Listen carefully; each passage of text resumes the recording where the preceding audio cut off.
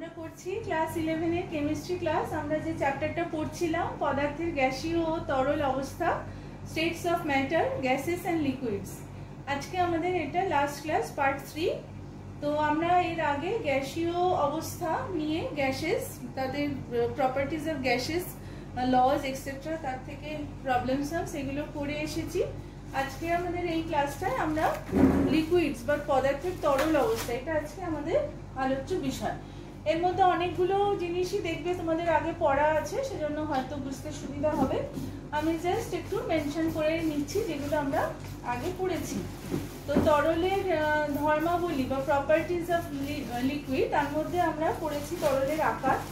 আমরা সবাই জানি, ছোট ক্লাস থেকে আমরা পড়েছি তরলের নির্দিষ্ট কোনো আকার নেই, যে পাত্রে রাখা হয় তরল সেই পাত্রের আকার ধারণ করে। তরলের আয়তন, হ্যাঁ, তরলের একটা নির্দিষ্ট আয়তন থাকে।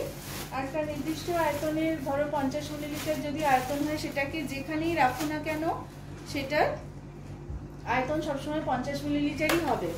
এখন আর অন্য কোনো আয়তন সে ধারণ করবে না, তার আয়তনটা নির্দিষ্ট হবে। তরলের ঘনত্ব, সাধারণ চাপ ও উষ্ণতায় তরলের ঘনত্ব গ্যাসের তুলনায় বেশ বেশি হয়। অন্যদিকে কোনো পদার্থে যে তরল দশার ঘনত্ব কঠিন দশা থেকে কম হয়। তরলের সংকোচনশীলতা, তরলকে গ্যাসের তুলনায় তরলের সংকোচনশীলতা খুবই কম, তাই তরলের ওপর চাপ বাড়ালেও তরলের আয়তন হ্রাস খুব কম পরিমাণে ঘটে থাকে। তরলের ব্যাপন, গ্যাস এবং গ্যাসের ক্ষেত্রে আমরা ব্যাপনের সম্বন্ধে জানি। গ্যাস এবং তরল উভয়েরই অণুগুলি সবসময় তারা সঞ্চরণশীল থাকে, সবসময় গতিশীল থাকে। তার ফলে অণুগুলো কি করে, এক স্থান থেকে আরেক স্থানে যেতে পারে এবং তার ফলে গ্যাসের তুলনায়, গ্যাস ও তরল দুজনেরই ব্যাপন ঘটে। তবে গ্যাসের তুলনায় তরলের ব্যাপন অনেক ধীর গতি সম্পন্ন হয়, কারণ হচ্ছে গ্যাসের অণুগুলো অনেক বেশি গতিবেগ নিয়ে গতিশীল অবস্থায় থাকে। বা তরলের বাষ্পায়ন, এটাও তোমরা ছোট ক্লাসে পড়ে এসেছো, যে কোনো উষ্ণতায় যে প্রক্রিয়ার মাধ্যমে তরলের উপরিতল থেকে তার ধীরে ধীরে বাষ্পে পরিণত হয়, সেটাকে তরলের বাষ্পায়ন বা ইভাপোরেশন অফ এ লিকুইড বলা হয়। বাষ্পায়নের এই যে হারটা, সেটা কিছু কিছু নির্দিষ্ট বিষয়ের উপর নির্ভর করে। সেই বিষয়গুলোর কথা আমরা এখানে একটু বলার চেষ্টা করব। তোমরা এটা জানো, বাষ্পায়নের ফলে উষ্ণতার হ্রাস ঘটে, কারণ হচ্ছে যে এই যে একটা বাষ্পায়নের সময় কি হয়, তরলের অণুগুলোর মধ্যে তারা একটা গতিশক্তি একটা থাকে, যে সর্বনিম্ন গতিশক্তি অধিকারী হলে অণুগুলো তরল দশা ত্যাগ করে বাষ্পীয় দশায় চলে যায়। ফলে অবশিষ্ট তরলে যে অণুগুলো থাকে তাদের গড় গতিশক্তির মানটা একটু কমে যায়, ফলে তরলের উষ্ণতা একটু কমে যায়। কারণ আমরা জানি অণুগুলোর গড় গতিশক্তি হচ্ছে তরলের পরম উষ্ণতার সাথে সমানুপাতিক। আচ্ছা, তো এই যে বাষ্পায়ন বা ইভাপোরেশন, এই বিষয়ের এই যে ঘটনাটা, এটা কি কি বিষয়ের উপর নির্ভর করে এটাও তোমরা জানো। আমি জাস্ট তোমাদের একটুখানি মনে করিয়ে দিতে চাইছি। যেমন তরলের প্রকৃতি, যে তরলের আন্তঃআণবিক আকর্ষণ বল যত বেশি, সেই তরলের বাষ্পায়নের হার তত কম। অন্যভাবে বলা যায় যে তরলের আন্তঃআণবিক আকর্ষণ বল যত দুর্বল বা কম, তার বাষ্পায়নের হার তত বেশি হয়। উষ্ণতা, আমরা জানি উষ্ণতা বৃদ্ধি করলে তরলের বাষ্পায়নের হারটা বৃদ্ধি পায়। তরলের উষ্ণতা বৃদ্ধির সঙ্গে সঙ্গে কি হয়, তরলের মধ্যে আন্তঃআণবিক আকর্ষণ বলকে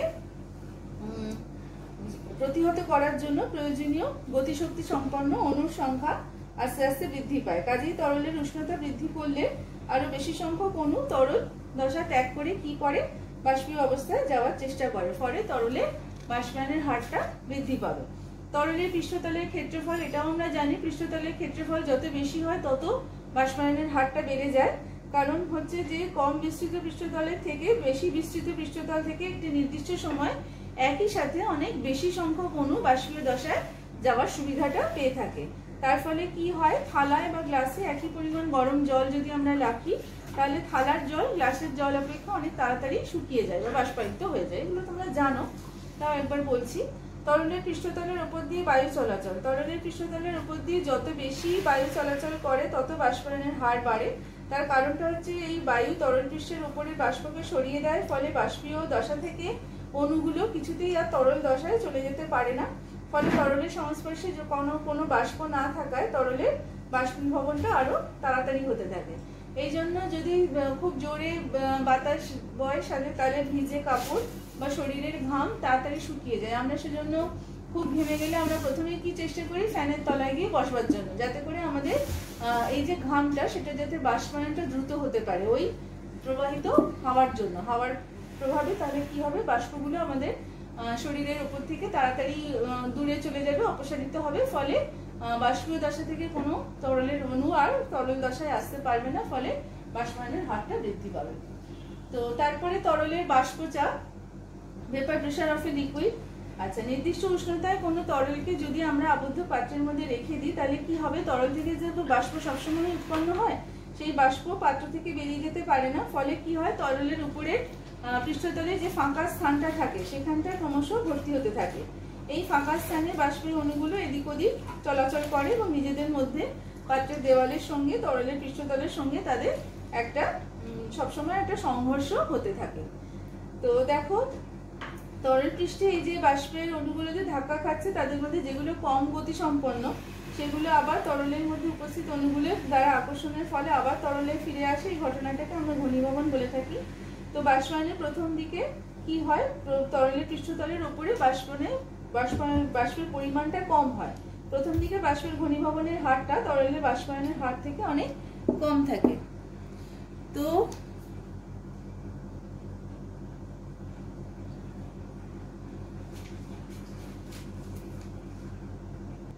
তাহলে আমরা কি বলছিলাম, যে তরলের বাষ্পচাপের উপরে যে বিষয়গুলো প্রভাব ফেলে সেই বিষয়গুলো নিয়ে আমরা আলোচনা করব। তো বাষ্পচাপের সম্বন্ধে আমি আর একটাই কথা বলতে চাইবো, যে একটা সময় আসে যখন তরলের বাষ্পায়নের হার এবং তরলের পৃষ্ঠতলের উপরে থাকা বাষ্পের ঘনীভবনের হারটা একই হয়ে যায়। তখন এই বাষ্পায়ন ও ঘনীভবনের মধ্যে একটা গতিশীল সাম্যাবস্থা তৈরি হয়। তো এই যে সাম্যাবস্থায় তরলের পৃষ্ঠতলের উপরে যে বাষ্পটা উপস্থিত থাকে তাকে আমরা সম্পৃক্ত বাষ্প বা স্যাচুরেটেড ভেপার বলি, কারণ এই সর্বোচ্চ পরিমাণ বাষ্প পরীক্ষাকালীন উষ্ণতাতে তরলের উপরে যে ফাঁকা স্থানে থাকতে পারে। তো এই বাষ্পকটির পাত্রে যে চাপ তৈরি হয় সেটাকে পরীক্ষাকালীন উষ্ণতায় তরলটির সম্পৃক্ত বাষ্পচাপ বা স্যাচুরেটেড ভেপার প্রেসারও বলা হয়। এটা নিয়ে তোমাদের ক্লাস 12-এর কিছু পড়াশোনা আছে, এখনই দরকার নেই। তো আমরা তরলের বাষ্পচাপের যে প্রভাবকারী বিষয়সমূহ সেটা বলছি, এটা মোটামুটি তুমি জানো। বাষ্পচাপের উপর তরলের প্রকৃতি, বাষ্পচাপটা তরলের প্রকৃতি, তরলের উষ্ণতা, এই বিষয়গুলোর উপর ভীষণভাবে নির্ভর করে। তারপরে আমরা আসছি তরলের স্ফুটন বা বয়েলিং অফ এ লিকুইডে।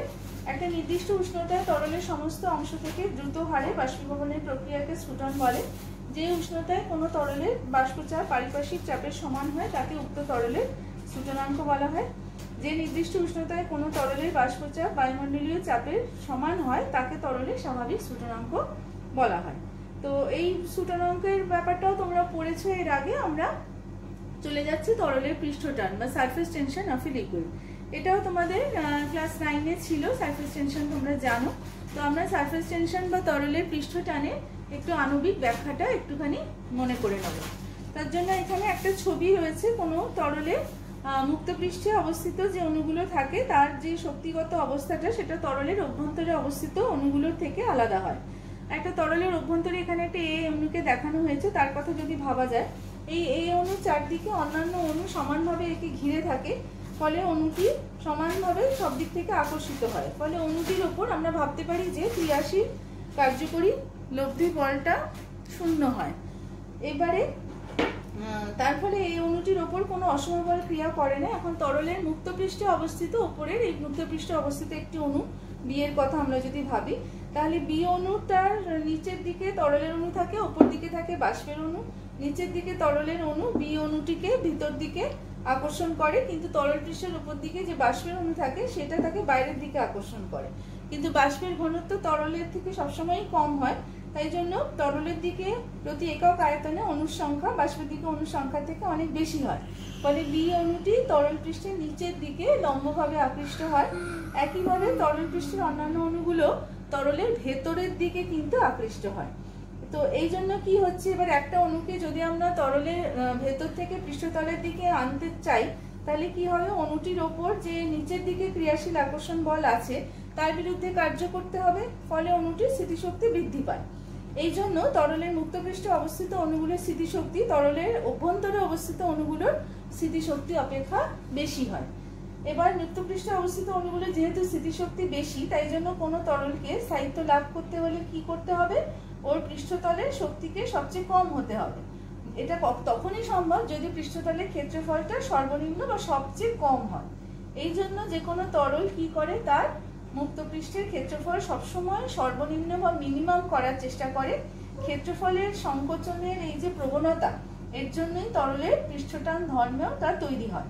তরলের মুক্ত পৃষ্ঠ সর্বদা একটা টানটান অবস্থায় থাকার চেষ্টা করে, যাতে করে কিনা ওর পৃষ্ঠটানের ক্ষেত্রফলটা সবসময় মিনিমাম হয়। তো এটাই হচ্ছে পৃষ্ঠটানের আণবিক ব্যাখ্যা। তাহলে এবারে আমরা পৃষ্ঠটানের কি সংজ্ঞাটা দিতে পারবো, তোমরা পড়েছো, দেখো মনে পড়ে যাবে যে কোনো তরল পৃষ্ঠের ওপর যদি একটা রেখা কল্পনা করা হয়, এই রেখার প্রতি একক দৈর্ঘ্যে রেখার সাথে লম্বভাবে এবং তরল পৃষ্ঠের স্পর্শক বরাবর রেখার উভয় দিকে যে বল ক্রিয়া করে তাকে ওই তরলের পৃষ্ঠটান বলা হয়। পৃষ্ঠটানকে কিন্তু গামা অক্ষর দ্বারা, গামা দ্বারা প্রকাশ করা হয়। পৃষ্ঠটানের এককগুলো এসে জেনে নিই। সিজিএস পদ্ধতিতে টাইম পার সেন্টিমিটার, এসআই পদ্ধতিতে নিউটন পার মিটার। তো এই একই সাথে আমাদের তরলের পৃষ্ঠ শক্তি যেটা আসে, যেটা আমাদের জানতে হবে, surface energy of a liquid.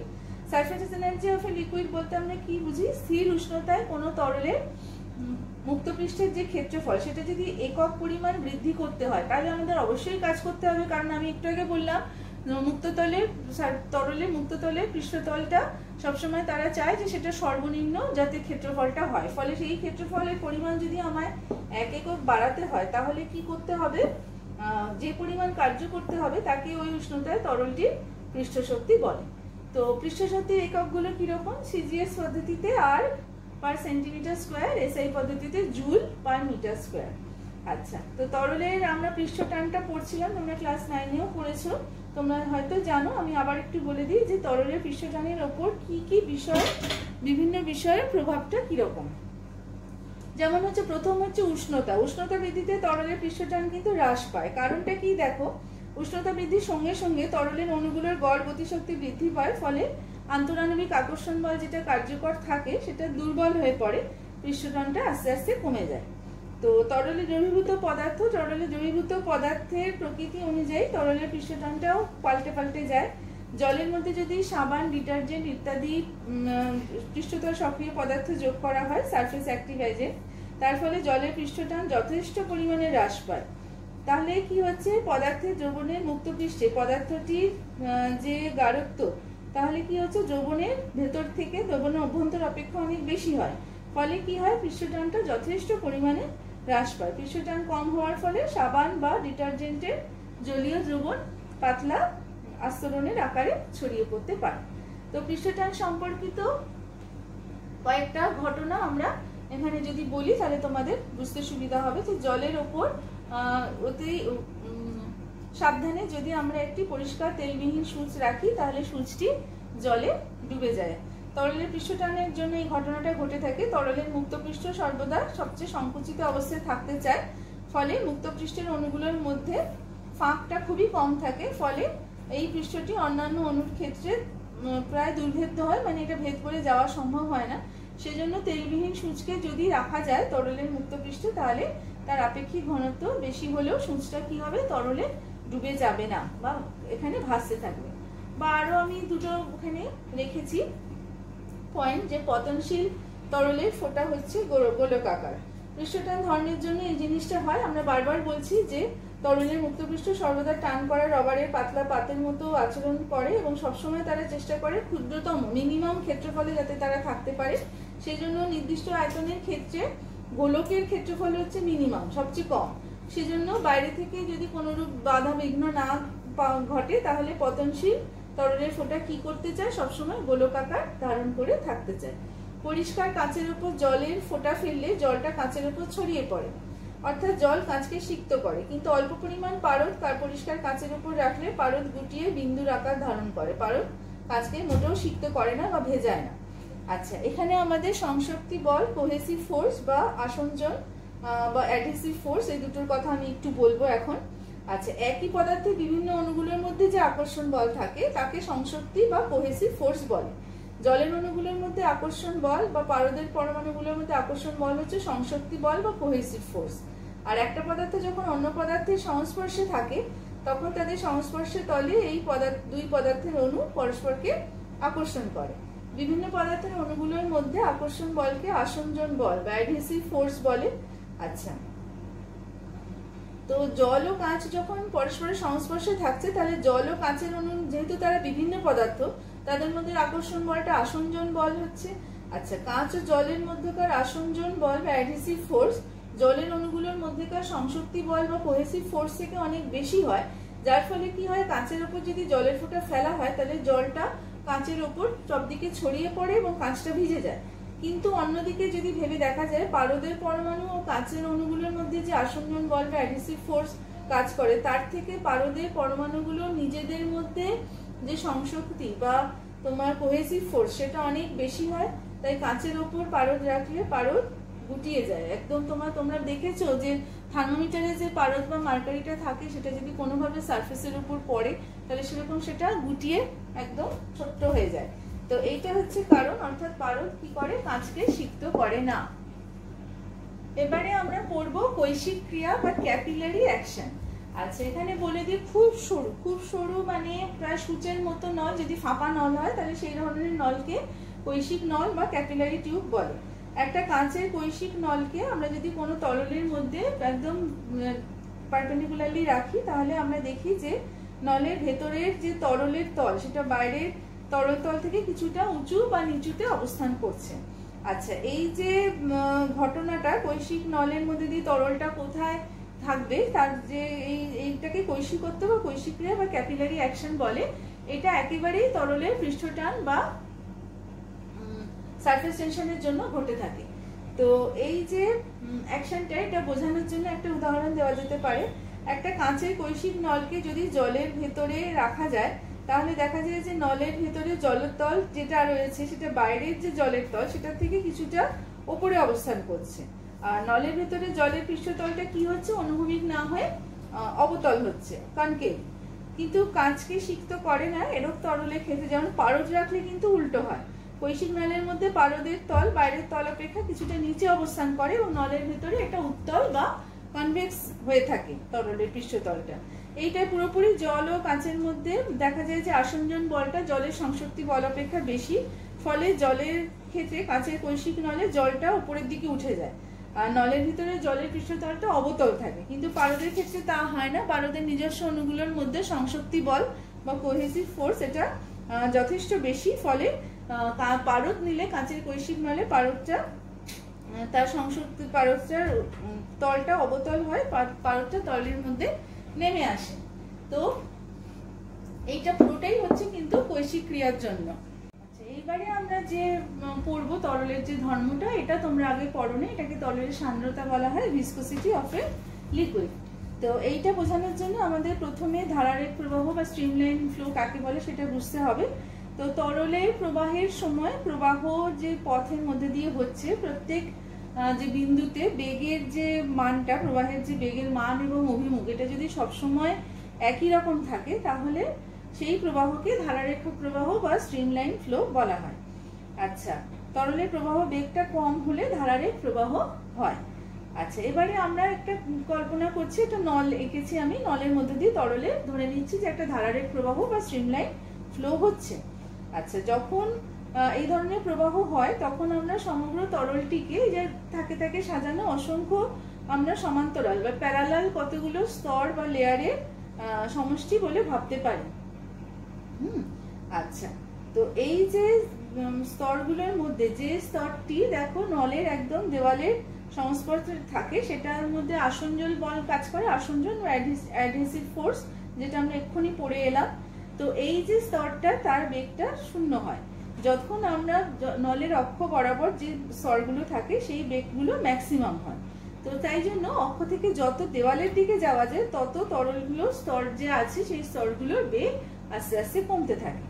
আচ্ছা, যেমন ধরো বি ও সি, আমি এখানে দেখিয়েছি দুটো তরলের স্তরের কথা। যদি আমরা ভাবি, সি স্তরের বেগ হচ্ছে বি স্তরের বেগ অপেক্ষা বেশি। সি স্তর সেজন্য কি করে, বি স্তরের বেগের মানটাকে বাড়ানোর চেষ্টা করে, আবার বি স্তর কি করে, সি স্তরের যে মানটাকে বেগের মানটাকে কমানোর চেষ্টা করে। অর্থাৎ স্তর দুটো পরস্পরের যে আপেক্ষিক বেগ সেইটাকে নষ্ট করার একটা চেষ্টা করে। এর জন্য প্রবাহের বিরুদ্ধে স্তর দুটোর যে স্পর্শতল আছে তার স্পর্শক বরাবর ট্যানজেনশিয়ালি একটা পশ্চাৎবর্তী, যেটা পিছনের দিকে কাজ করে, ড্র্যাগিং ফোর্স বলি আমরা, সেটা অ্যাক্টিভ হয়। এই যে নির্দিষ্ট বলটা অ্যাক্টিভ হয়ে যায় তখন সেটাকে আমরা বলি সান্দ্র বল বা ভিসকাস ফোর্স, যেটা তরলের অণুগুলোর মধ্যেকার যে সংশক্তিজনিত বল তার প্রভাবে কিন্তু এটা সৃষ্টি হয়। আচ্ছা, তো এই যে সান্দ্র বলের কথা আমি বললাম, তোমরা ক্লাস 8-এ ঘর্ষণ বলের কথা পড়ে এসেছিলে, ফ্রিকশন। এই ঘর্ষণ বলের সাথে এর কিন্তু ভীষণ একটা সাদৃশ্য আছে, যদি আমরা ভালো করে ভেবে দেখি তাহলে আমরা সেটা বুঝতে পারবো। তো সেই জন্য অনেক সময় এটাকে অভ্যন্তরীণ ঘর্ষণ বা ইন্টারনাল ফ্রিকশনও বলা হয়। এবার সান্দ্র বলের প্রভাবে কি হচ্ছে? সান্দ্র বলের প্রবাহে তরলের কি হয়, একটা বেগটা প্রবাহটা বাধা পায়, একসময় বন্ধ হয়ে যেতে পারে। তো সেই জন্য তরলের প্রবাহ বন্ধ হয়ে যাওয়াটা তো আমরা চাইছি না। যদি বন্ধ না হয় তার জন্য বাইরে থেকে কি করা যেতে পারে, সান্দ্র বলের সমান ও বিপরীতমুখী বল তরলে প্রয়োগ করলে তাহলে কি হবে, এইটা তার প্রবাহটা বন্ধ হবে না। এবার তরল যদি স্থির থাকে তাহলেও সমস্যা, সান্দ্র বলটা ক্রিয়া করে না। তো এবারে আমরা এসব সান্দ্রতার সংজ্ঞাটা দিই, তাহলে তোমাদের বুঝতে সুবিধা হবে। যে ধর্মের জন্য কোনো তরল তার অভ্যন্তরস্থ বিভিন্ন স্তরের আপেক্ষিক যে বেগের বিরুদ্ধে বাধা সৃষ্টি করে তাকে তরলের সান্দ্রতা বলে, সান্দ্রতা বা ভিসকোসিটি। বোঝা গেল? আবার বলি, যে ধর্মের জন্য কোনো তরল তার অভ্যন্তরস্থ বিভিন্ন স্তরে আপেক্ষিক বেগের বিরুদ্ধে বাধা সৃষ্টি করে তাকে আমরা ওই তরলের সান্দ্র বল বলে থাকি, সান্দ্রতা বলে থাকি। বিভিন্ন তরলের ক্ষেত্রে কিন্তু সান্দ্রতাটা বিভিন্ন হবে, কারণ তাদের প্রবাহের সেই জন্য হারটাও বিভিন্ন রকম হবে। এই জন্য দেখা যায় যে জল, অ্যালকোহল, ইথার এইগুলোর সান্দ্রতা কিন্তু কম, সেজন্য তাদের প্রবাহের হারটা বেশি। অন্যদিকে যেসব তরলের সান্দ্রতা বেশি, ভিসকোসিটি বেশি, তাদের প্রবাহের হারটা কম হয়। যেগুলো ভারী হয়, মধু, গ্লিসারিন, এগুলো আমরা বলতে পারি, তো এদের প্রবাহের হার কিন্তু অবশ্যই কম হবে। তো এবারে আমরা যেটা নির্ণয় করার চেষ্টা করব সেটাকে বলে সান্দ্রতাঙ্ক বা সান্দ্রতা গুণাঙ্ক বা কোএফিসিয়েন্ট অফ ভিসকোসিটি। তো এটা আমরা কি করে বার করব, তার জন্য আমরা একটা ধরে নিয়েছি, একটা কঠিন সমতলের উপর দিয়ে একটা তরলের ধারারেখ প্রবাহ হচ্ছে। কঠিন সমতলের সংস্পর্শে যে স্তরটা থাকে সেটা স্থির থাকে। এই স্তরের উপরের স্তরগুলোর ক্ষেত্রে যে স্তর যত বেশি দূরে থাকে তার সেই স্তরের বেগ তত বেশি হয়, এটাও আমরা একটু আগে দেখে এলাম। তো ধরা যাক আমরা স্থির এই যে সমতল রয়েছে তার থেকে x দূরত্ব এবং x প্লাস dx দূরত্বে দুটো স্তর রয়েছে, একটা হচ্ছে c, একটা হচ্ছে d। তো c স্তরে বেগ হচ্ছে v এবং d স্তরটা বেশি দূরবর্তী বলে সেখানে বেগের মানটা বেশি, সেটাকে ধরা হয়েছে v প্লাস dv। তো এক্ষেত্রে বেগের নতিমাত্রা বা ভেলোসিটি গ্রেডিয়েন্ট হচ্ছে dv বাই dx। তাহলে কি হলো, তরলের প্রবাহের অভিমুখে লম্ব দিকে স্তরগুলো পারস্পরিক যে দূরত্ব তার সাথে যে বেগের পরিবর্তনের হার সেটাকে বেগের নতিমাত্রা বলে। আমি বেগের নতিমাত্রা কথাটা এক্ষুনি ব্যবহার করলাম, dv বাই dx। তাহলে কি হচ্ছে, পারস্পরিক দূরত্বের সঙ্গে বেগের যে পরিবর্তন সেটা হচ্ছে dv। আচ্ছা, পরিবর্তনের হার অর্থাৎ একক দূরত্বে যে পরিবর্তন, তাহলে সেটা হবে পরিবর্তনের হার, সেইটাকে বলে বেগের নতিমাত্রা বা dv ভেলোসিটি গ্রেডিয়েন্ট। তো এইবারে আমরা যদি স্তর দুটো সংস্পর্শে যে থাকে তার যদি যে সংস্পর্শ যেটুকু থাকে সেই ক্ষেত্রফলটা যদি a হয়, যেটা আমি দেখিয়েছি এখানে, তাহলে নিউটনের সূত্র এবার আমরা প্রয়োগ করার চেষ্টা করছি সান্দ্র বলের মানটার জন্য। আচ্ছা, তরলের স্তর দুটি স্পর্শতলের ক্ষেত্রফলের সাথে এই যে সান্দ্র বল, যেটাকে আমি এখানে f দিয়ে লিখেছি, সেটা সমানুপাতিক হয় এবং বেগের এই যে নতিমাত্রার কথা বললাম, ভেলোসিটি গ্রেডিয়েন্ট, সেটার সাথেও এটা সমানুপাতিক হয়।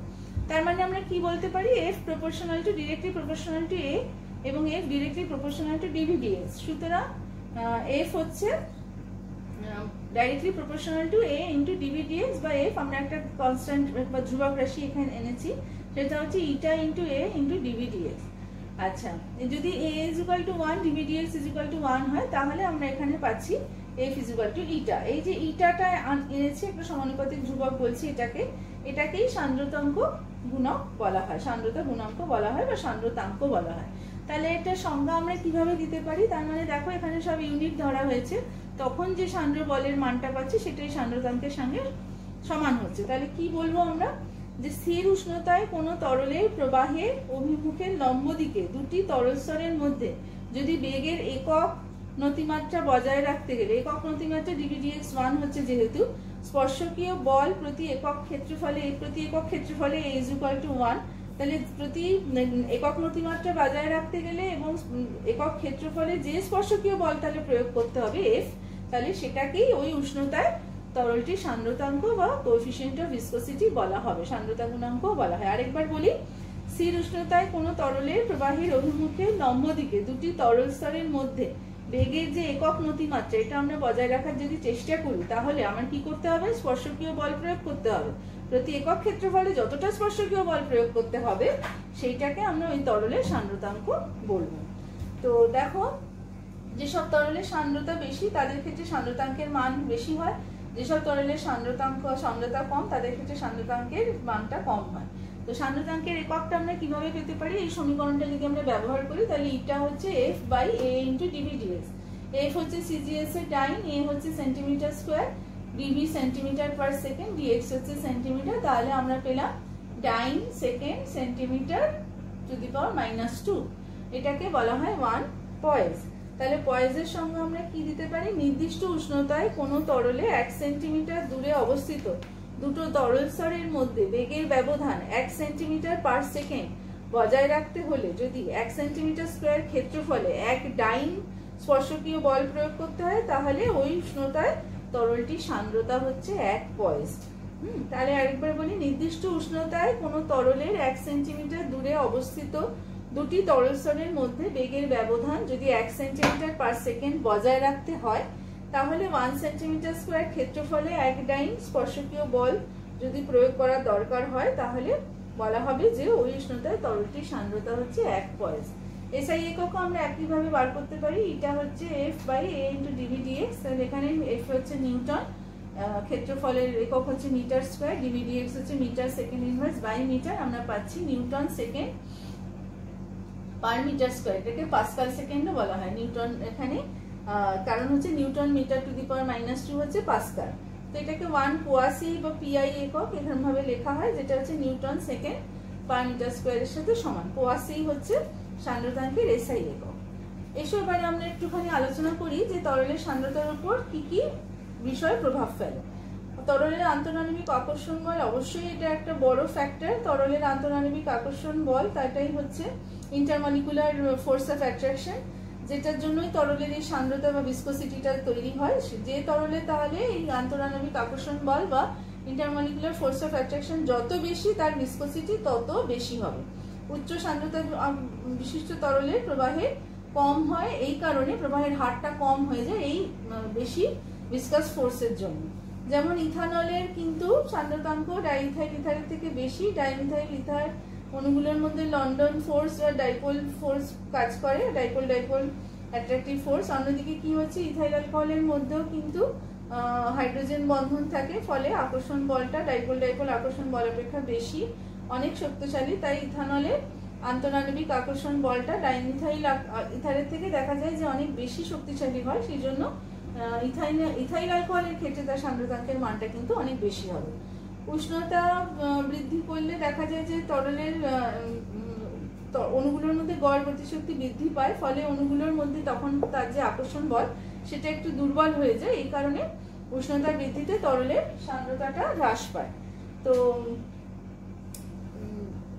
যেহেতু অণুগুলোর গতিশক্তিটা বৃদ্ধি পায়, ও গতিশক্তি বৃদ্ধি পেলে তরলের অণুগুলোর মধ্যে আকর্ষণ বলটা কম হয়ে যায়। আকর্ষণ বল বেশি হলেই একমাত্র তরলের সান্দ্র বল বা ভিসকাসিটিটা বেশি হয়, ফলে তরল তখন বেশি বাধা সৃষ্টি করে। তো যদি উষ্ণতা বৃদ্ধি করা হয় তাহলে এই ফ্যাক্টরটা থাকে না এবং তার ফলে তখন ভিসকোসিটিটা কমে যায়। তো আমরা আজকে তরলের বিষয়ে পড়লাম, তরলের বিভিন্ন ধর্মের কথা পড়লাম। তো দেখো, আমি এখানে তোমাদের জন্য কিছু প্রশ্ন নিয়ে এসেছি। প্রশ্নগুলো আমি যদি আলোচনা করি তোমরা বুঝতে পারবে আমরা যা যা পড়ে এসেছি তার মধ্যে থেকে কিরকম ধরনের প্রশ্ন হয় সেইটা তোমাদের একটা আইডিয়া দেওয়ার জন্য আমি প্রশ্নগুলো রেখেছি। 1 নম্বর, তরলের কোন ধর্মের জন্য তরলের ফোঁটা গোলাকার হয়? এটা কিন্তু অলরেডি আমি আলোচনা করেছি। 2 নম্বর, তরলের পৃষ্ঠটান ও সান্দ্রতার একক দুটি কি কি? এটাও আমি আলোচনা করে এসেছি। 3 নম্বর, 20 ডিগ্রি সেলসিয়াস উষ্ণতায় ইথানলের পৃষ্ঠটান 2.23 × 10⁻² জুল পার মিটার স্কোয়ার। এর অর্থ কি? আশা করি পারবে। 4 নম্বর, একটি পরিষ্কার কাঁচের তলের উপর জল ছড়িয়ে পড়ে কিন্তু ওই তলের উপর পারদ ফোঁটার আকারে থাকে কেন? তার মানে ওই যে প্রশ্নটা আলোচনা করলাম, কাঁচকে জল সিক্ত করে এই আসঞ্জন এবং ওই আসঞ্জন এবং অ্যাডহেসিভ ফোর্স আর কোহেসিভ ফোর্স সংশক্তি বল, ওই দুটোর ভিত্তি করে যে প্রশ্নের আনসারটা আমি এখানে বলে দিলাম সেইভাবে এটা লিখতে হবে। জলের উপর পারদ ফোঁটার আকারে থাকে, অর্থাৎ ছড়িয়ে পড়ে না কেন। আচ্ছা, তারপরে 5 নম্বর, পরিচিত তরলগুলির মধ্যে জলের পৃষ্ঠটান বেশি হয় কেন। এটাও ব্যাখ্যাটা আমরা পড়িয়েছি পড়ার মধ্যে, তাহলে আশা করছি তোমরা এইটা আনসারটা বুঝতে পারছো। ছোট ছোট পোকা জলের উপর হাঁটে কি করে। ওই যে জলের উপরে যে মুক্ত তলটা, পৃষ্ঠতলটা, সেটা সবসময় টান টান হয়ে থাকে পৃষ্ঠটানের জন্য, সেটা মিনিমাম ক্ষেত্রফলে থাকার চেষ্টা করে, ফলে টান টান হয়ে থাকলে ছোট ছোট পোকা তার মধ্যে দিয়ে হেঁটে যেতে পারে। 7 নম্বর প্রশ্ন, নির্দিষ্ট উষ্ণতায় পৃষ্ঠটানের ঊর্ধ্বক্রমে সাজাও। Normal heptane, normal hexane, normal pentane. এটাও একটু ভেবে দেখবে যে পৃষ্ঠটানটা কম বেশি কিসের জন্য হবে। ক্ষেত্রফলের ব্যাপারটা আছে, ক্ষেত্রফলের ব্যাপারটা দিলে তোমরা এটা বুঝতে পারবে আশা করি। 8 নম্বর, দুটি উদাহরণ দাও যেখানে কৈশিক ক্রিয়া সংঘটিত হয়। এটাও তোমরা আশা করি বুঝতে পারছো, তোমরা তো বায়োলজিতে পড়েছো, প্ল্যান্টের পড়েছো, ট্রান্সপোর্টেশন, তাদের যে খাবার দাবার যে তারা নিজেরা তৈরি করে এবং সারা উদ্ভিদ দেহে যেভাবে তারা সেটাকে পৌঁছে দেয়, সেখানে কৈশিক ক্রিয়ার একটা ভূমিকা আছে। আচ্ছা, একটি তরলে স্বাভাবিক স্ফুটনাঙ্কের মান উচ্চ হলে তরলটির পৃষ্ঠটান ও সান্দ্রতার মান কি হবে। তো আমি তো পৃষ্ঠটান ও সান্দ্রতা তোমাদের বোঝালাম যে কেন এই দুটো সৃষ্টি হয়, তো সেটা থেকে এটা আশা করি তুমি বুঝতে পারবে যে এখানে স্বাভাবিক স্ফুটনাঙ্কের মান উচ্চ মানে এখানে তখন অনেক বেশি উষ্ণতা তরল থেকে বাষ্পীয় অণুতে বাষ্প দশায় চলে যাওয়ার চেষ্টা করবে। এইটা মাথায় রাখবে। তাহলে সান্দ্রতা বলতে তাদের তখন তার মধ্যে যে সান্দ্র বলের মানটার কি হবে সেটা ভাবতে হবে। আর তরল পৃষ্ঠে টানের ক্ষেত্রে তাদের যে মুক্ত তলটা রয়েছে সেটা তাদের যে সর্বনিম্ন ক্ষেত্রফলে থাকার চেষ্টা করে, সেটা তাহলে কিভাবে সম্ভব হবে, এইটা ভেবে তোমরা উত্তরটা দিতে পারবে আশা করি। মিথানল ও জলের মধ্যে কোনটির পৃষ্ঠটান বেশি এবং কেন, এটাও আমি একটু আগে আলোচনা করেছি। ইথাইল অ্যালকোহল ও ইথারের একটা উদাহরণ দিয়েছি। তো এই ধরনের প্রশ্ন এইচএস এর অ্যানুয়াল কোশ্চেনে এসেছে, সেখান থেকে কিছু প্রশ্ন আমি রেখেছি, তোমাদের জাস্ট একটা আইডিয়া দেওয়ার চেষ্টা করলাম এই তরলের এখান থেকে কি কি ধরনের প্রশ্ন হয়। তো আশা করি তোমরা পড়ে নেবে এবং বুঝতে পারবে। তোমাদের খুব ভালো করে চ্যাপ্টারটা পড়ার দরকার, সব চ্যাপ্টারই ভালো করে পড়ার দরকার, অঙ্কগুলো করার দরকার। তো আশা করি সবাই ভালো করে চ্যাপ্টারটা পড়ে নেবে এবং ঠিকমতো তৈরি করতে পারবে। সবাইকে অনেক ধন্যবাদ।